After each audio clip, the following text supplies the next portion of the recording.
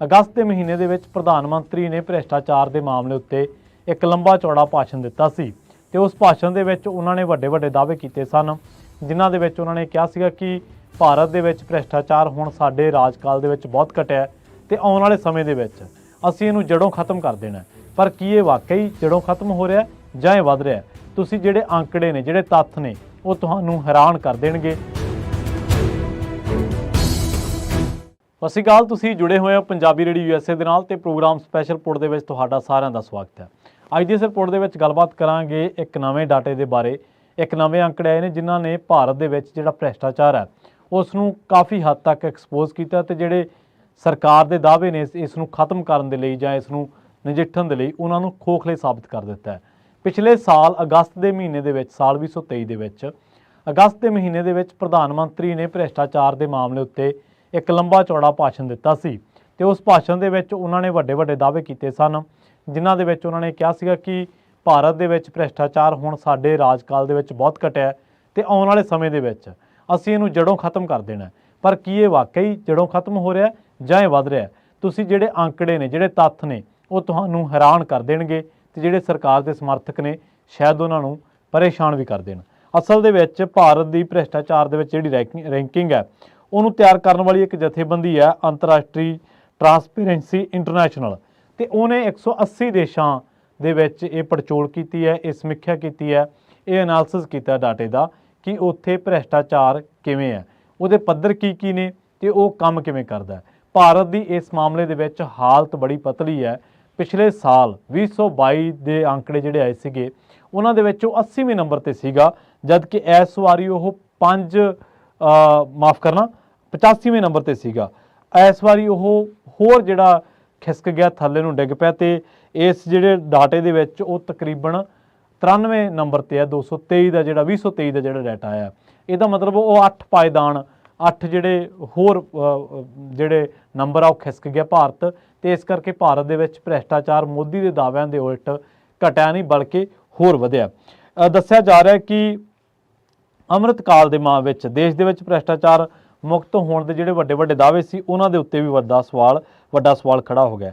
Transparency international ਦੁਆਰਾ ਜਿਹੜੀ ਇਹ ਰਿਪੋਰਟ ਹੈ, ਇਹ ਭ੍ਰਿਸ਼ਟਾਚਾਰ ਧਾਰਨਾ ਸੂਚਕਾਂਕ ਜਿਹਨੂੰ ਆਪਾਂ CPI ਕਹਿ ਦਿੰਦੇ ਆ, ਉਹਦੇ ਵਿੱਚ ਭਾਰਤ ਹੁਣ 180 ਦੇਸ਼ਾਂ ਦੇ ਵਿੱਚੋਂ 93 ਨੰਬਰ ਤੇ ਹੈ। ਦੱਸਿਆ ਜਾ ਰਿਹਾ ਕਿ ਭਾਰਤ ਦੇ ਵਿੱਚ ਜਿਹੜਾ ਭ੍ਰਿਸ਼ਟਾਚਾਰ ਆ ਉਹਨੂੰ ਵੱਖ-ਵੱਖ ਪੱਧਰਾਂ ਤੇ ਲਿਸਟਡ ਕੀਤਾ ਗਿਆ ਤੇ ਇਸ ਮਾਮਲੇ ਦੇ ਵਿੱਚ ਡੈਨਮਾਰਕ ਹੈ ਜਿਹੜਾ ਉਹ ਪਹਿਲੇ ਨੰਬਰ ਤੇ, ਉਸ ਤੋਂ ਬਾਅਦ ਫਿਨਲੈਂਡ, ਨਿਊਜ਼ੀਲੈਂਡ ਤੇ ਨਾਰਵੇ ਹੈ। ਕਰਪਸ਼ਨ ਪਰਸੈਪਸ਼ਨ ਇੰਡੈਕਸ ਜਿਹੜਾ CPI ਹੈ ਉਹਦੇ ਮੁਤਾਬਕ ਦੱਸਿਆ ਜਾ ਰਿਹਾ ਕਿ ਪਬਲਿਕ ਸੈਕਟਰ ਦੇ ਵਿੱਚ ਜਿਹੜਾ ਭ੍ਰਿਸ਼ਟਾਚਾਰ ਆ ਉਹ ਦੇਖਿਆ ਜਾਂਦਾ ਕਿੱਥੇ ਕਿੰਨਾ, ਤੇ ਉਸ ਤੋਂ ਬਾਅਦ ਹਰ ਦੇਸ਼ ਨੂੰ 0 ਤੋਂ ਲੈ ਕੇ 100 ਦੇ ਵਿਚਾਲੇ ਸਕੋਰ ਦਿੱਤਾ ਜਾਂਦਾ। ਇਹਦੇ ਵਿੱਚ ਜਿਹੜਾ ਦੇਸ਼ ਜਿੱਥੇ ਜ਼ਿਆਦਾ ਭ੍ਰਿਸ਼ਟਾਚਾਰ ਹੈ ਉਹਨੂੰ ਜਿੰਨਾ ਜ਼ਿਆਦਾ ਉੱਥੇ ਉਨਾ ਹੀ ਘੱਟ ਸਕੋਰ ਉਹਨੂੰ ਦਿੱਤਾ ਜਾਂਦਾ।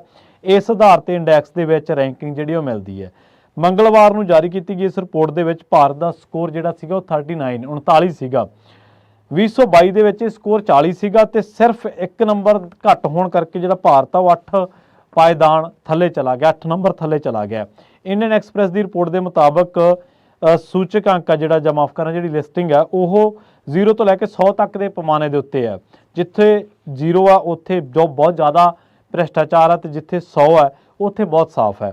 ਸਾਲ 2023 ਦੇ ਵਿੱਚ ਭਾਰਤ ਦਾ ਕੁੱਲ ਸਕੋਰ 39 ਸੀਗਾ ਤੇ ਜਦ ਕਿ 2022 ਦੇ ਵਿੱਚ ਇਹ 40 ਸੀਗਾ। 2022 ਦੇ ਵਿੱਚ ਭਾਰਤ ਦੀ ਰੈਂਕਿੰਗ ਜਿਹੜੀ ਸੀ ਉਹ 85 ਸੀਗੀ ਤੇ ਏਸ਼ੀਆਈ ਦੇਸ਼ਾਂ ਦੇ ਵਿੱਚ ਸਿੰਗਾਪੁਰ 83 ਅੰਕ ਲੈ ਕੇ ਪਹਿਲੇ ਨੰਬਰ ਤੇ ਰਿਹਾ। ਜੇਕਰ ਆਪਾਂ ਮੁਲਕਾਂ ਦੇ ਵਾਈਜ਼ ਗੱਲ ਕਰੀਏ, ਮਹਾਂਦੀਪਾਂ ਦੇ ਵਾਈਜ਼ ਗੱਲ ਕਰੀਏ ਤਾਂ ਏਸ਼ੀਆ ਦੇ ਵਿੱਚੋਂ ਸਿੰਗਾਪੁਰ ਪਹਿਲੇ ਨੰਬਰ ਤੇ ਹੈ ਤੇ ਕੁੱਲ ਦੇਸ਼ਾਂ ਦੀ ਸੂਚੀ ਦੇ ਵਿੱਚ ਉਹ 5ਵੇਂ ਨੰਬਰ ਤੇ ਹੈ। ਭਾਰਤ ਦੇ ਵਿੱਚ ਕਿਹਾ ਜਾ ਰਿਹਾ ਇੱਕ ਤਾਂ ਇਹ ਹੈ ਕਿ ਭਾਰਤ ਦੇ ਵਿੱਚ ਜਿਹੜੇ ਨਾਗਰਿਕ ਜਿਹੜੇ ਨੇ ਉਹ ਭ੍ਰਿਸ਼ਟਾਚਾਰ ਆਪ ਕਰਦੇ ਨੇ ਤੇ ਦੱਸਿਆ ਜਾ ਰਿਹਾ ਕਿ ਪੱਛਮੀ ਯੂਰਪ ਤੇ ਯੂਰਪੀਅਨ ਜਿਹੜੇ ਦੂਜੇ ਮੁਲਕ ਨੇ ਉੱਥੇ ਵੀ ਭ੍ਰਿਸ਼ਟਾਚਾਰ ਜਿਹੜਾ ਉਹ ਕਾਫੀ ਅੱਗੇ ਨਾਲੋਂ ਵਧਿਆ। ਹੁਣ ਜਿਹੜੇ ਦੱਸਿਆ ਜਾ ਰਿਹਾ ਕਿ ਇਸ ਰਿਪੋਰਟ ਦੇ ਮੁਤਾਬਕ ਸਭ ਤੋਂ ਥੱਲੇ ਮਿਆਂਮਾਰ 162ਵੇਂ ਨੰਬਰ ਤੇ, ਅਫਗਾਨਿਸਤਾਨ 162ਵੇਂ ਤੇ, ਉੱਤਰ ਕੋਰੀਆ 172ਵੇਂ ਤੇ, ਪਾਕਿਸਤਾਨ 133ਵੇਂ ਤੇ ਸ਼੍ਰੀਲੰਕਾ 115ਵੇਂ ਤੇ। ਸਭ ਤੋਂ ਘੱਟ ਜਿਹੜਾ ਉਹ ਸੋਮਾਲੀਆ, ਉਹਦੇ 11 ਅੰਕੀ ਅਤੇ ਉਹ ਇਸ ਟਾਈਮ 180ਵੇਂ ਸਥਾਨ ਤੇ ਹੈ। ਰਿਪੋਰਟ ਦੇ ਮੁਤਾਬਕ ਚੀਨ 76ਵੇਂ ਤੇ ਪਾਕਿਸਤਾਨ 133ਵੇਂ ਤੇ।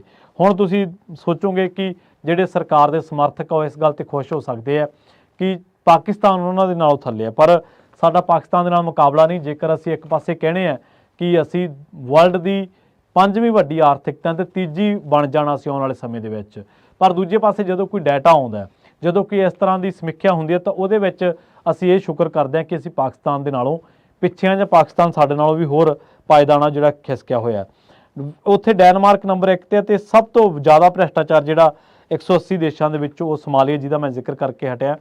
ਤੇ ਹੁਣ ਦੱਸਿਆ ਜਾ ਰਿਹਾ ਕਿ ਅਸਲ ਦੇ ਵਿੱਚ ਪਿਛਲੇ ਦਿਨੀ ਇੱਕ ਹੋਰ ਰਿਪੋਰਟ ਤੇ ਚਰਚਾ ਬੜੀ ਹੋਈ ਸੀ, ਉਹ ਇਹ ਸੀ ਕਿ ਟਰਾਂਸਪੇਰੈਂਸੀ ਇੰਟਰਨੈਸ਼ਨਲ ਦੀ 180 ਦੇਸ਼ਾਂ ਦੀ ਭ੍ਰਿਸ਼ਟਾਚਾਰ ਰਿਪੋਰਟ ਜਿਹੜੀ ਜਾਰੀ ਕੀਤੀ ਗਈ ਸੀ, ਤੇ ਇਸ ਮਾਮਲੇ ਦੇ ਵਿੱਚ ਹੁਣ ਭਾਰਤ ਜਿਹੜਾ ਉਹ ਤਕਰੀਬਨ 5 ਨੰਬਰ ਜਿਹੜਾ 8 ਨੰਬਰ ਖਿਸਕ ਕੇ 85ਵੇਂ ਤੋਂ 93 ਨੰਬਰ ਤੇ ਡਿੱਗ ਗਿਆ।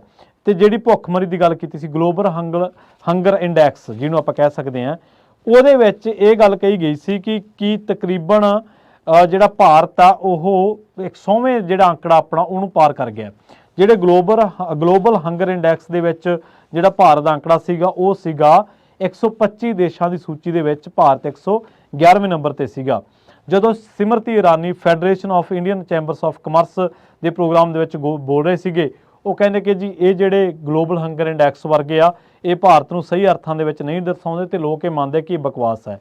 ਉਧਰ ਦੂਜੇ ਪਾਸੇ ਰਾਸ਼ਟਰੀ ਜਨਤਾ ਦਲ ਦੇ ਜਿਹੜੇ ਪ੍ਰਧਾਨ ਆ ਲਾਲੂ ਪ੍ਰਸਾਦ ਯਾਦਵ, ਉਹਨਾਂ ਨੇ ਕਿਹਾ ਸੀਗਾ ਕਿ ਭਾਜਪਾ ਸਰਕਾਰ ਦੀਆਂ ਗਰੀਬ ਵਿਰੋਧੀ ਨੀਤੀਆਂ ਕਰਕੇ 10 ਸਾਲਾਂ ਦੇ ਵਿੱਚ ਭਾਰਤ ਭੁੱਖਮਰੀ ਇੰਡੈਕਸ ਦੇ ਵਿੱਚ 63ਵੇਂ ਨੰਬਰ ਤੋਂ ਖਿਸ ਕੇ 111ਵੇਂ ਨੰਬਰ ਤੇ ਆ ਗਿਆ।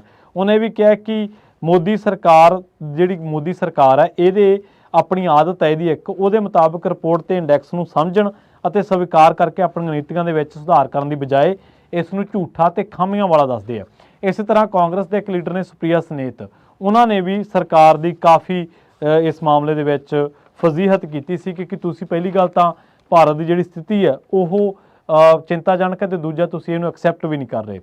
ਹੁਣ ਦੱਸਿਆ ਜਾ ਰਿਹਾ ਕਿ ਅਸਲ ਦੇ ਵਿੱਚ ਜੇਕਰ ਗੱਲ ਕਰੀਏ ਤਾਂ ਭਾਰਤ ਦੇ ਵਿੱਚ ਲੋਕਤੰਤਰ ਜਿਹੜਾ ਦੇ ਵਿੱਚ ਚੋਣ ਬੌਂਡ ਜਾਰੀ ਕਰਦੀ ਜਿਹੜੀ ਹਕੂਮਤੀ ਪਾਰਟੀ ਹੈ, ਉਹਦੇ ਵਾਸਤੇ ਉਹਨੂੰ ਖੁੱਲ੍ਹ ਆ ਕਿ ਉਹ ਕਿੰਨਾ ਮਰਜ਼ੀ ਪੈਸਾ ਇਕੱਠਾ ਕਰ ਲੇ, ਨਾ ਉਹਨੂੰ ਦੱਸਣਾ ਪੈਂਦਾ ਕਿ ਕਿੱਥੋਂ ਆਇਆ, ਇਹਦਾ ਸੋਰਸ ਕੀ ਹੈ। ਇਹਦੇ ਨਾਲ ਇਹ ਵੀ ਹੈ ਕਿ ਹੁਣ ਲਗਾਤਾਰ ਸਾਡੇ ਦੇਸ਼ ਦੇ ਵਿੱਚ ਗਰੀਬ ਤੇ ਅਮੀਰ ਦਾ ਪਾੜਾ ਵੱਧ ਰਿਹਾ। ਉਹ ਮਨੀਸ਼ ਸਿਸੋਦੀਆ ਕੋਲ ਇੱਕ ਨਵਾਂ ਰੁਪਈਆ ਨਹੀਂ ਮਿਲਿਆ, ਕਹਿੰਦੇ ਉਹ ਜੇਲ੍ਹ ਦੇ ਵਿੱਚ, ਪਰ CBI ਜਾਂ ED ਨੂੰ ਅਦਾਨੀ ਦੇ ਵਿੱਚ ਆਏ ਖਾਤੇ ਦੇ ਵਿੱਚ 20,000 ਕਰੋੜ ਦੇ ਪੈਸਿਆਂ ਦੀ ਚਿੰਤਾ ਕਿਉਂ ਨਹੀਂ ਹੈ। ਮਾਯੂਸੀ ਕਹਿੰਦੇ ਇਸ ਕਰਕੇ ਕਿ ਵਿਦੇਸ਼ਾਂ ਦੇ ਵਿੱਚ ਦੇਸ਼ ਦਾ ਨਾਮ ਕਮਜ਼ੋਰ ਕਰਨ ਵਾਲੇ ਅਡਾਨੀ ਨੇ NDTV ਤੋਂ ਬਾਅਦ ਹੁਣ ਕੁਇੰਟ ਨੂੰ ਵੀ ਖਰੀਦ ਲਿਆ।